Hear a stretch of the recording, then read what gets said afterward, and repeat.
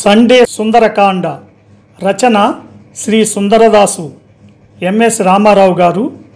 ట్రాక్పై గానం గానకళారత్న శ్రీ వెంపటి సత్యనారాయణ తెనాలి. వ్యాఖ్యానం విశ్లేషణ సహజ కవి డాక్టర్ అయినాల మల్లేశ్వరరావు తెనాలి.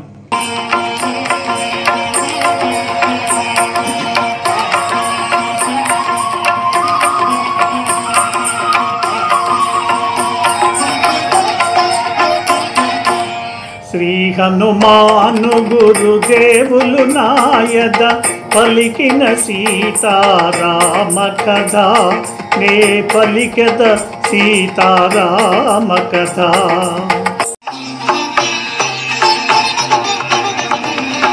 ఓ రావణా నీ క్రొవ్విన నాలుక గిజగిజలాడి తెగిపడదేవి, కామాంతుడా నీ క్రూర నేత్రములు గిరగిర తిరిగి రాలిపడవేమి, పతి ఆగ్రలేక ఇటులుంటిగాని త్రుటిలో నిన్ను దహింపనాయేమి అని పల్కె సీత దివ్య స్వరమున తృణము కన్న రావణుడే హీనమన.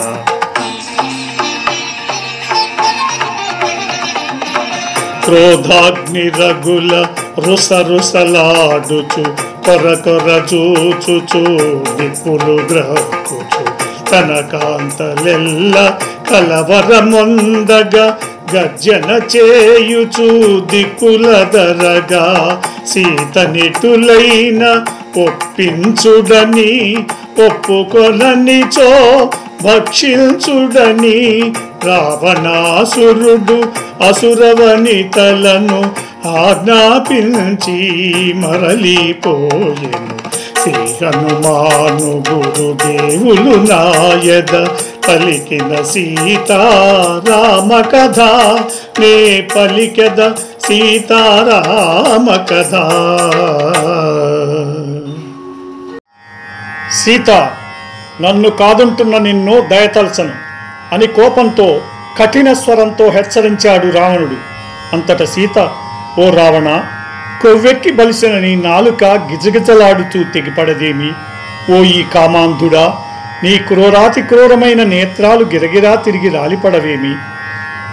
పతి ఆజ్ఞలేక ఈ విధంగా ఉన్నాను, కానీ క్షణంలో నిన్ను కాల్చివేయలేనా ఏమి అని గడ్డిపోచ కన్నా హీనునిగా భావిస్తూ రావణునితో దివ్యస్వరంతో పలికింది సీత.